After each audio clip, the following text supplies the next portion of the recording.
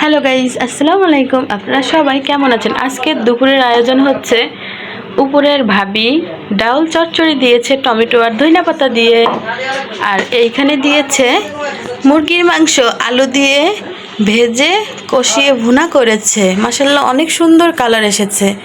এগুলোই দিয়েছে আমাদের তিনতলার ভাবি। আর এখানে আমি রান্না করেছি, দেখেন তো এটা কি, ঢেঁড়স ভর্তা। আর এইখানে করেছি ঢেঁড়স ভাজি বাচ্চাদের জন্য। এইখানে লাল শাক ভাজি করেছি। আর এইখানে রান্না হচ্ছে গিয়া আলু, আর হচ্ছে গিয়া এটা পটল আর পাঙ্গাস মাছ দিয়ে ভেজে তরকারি।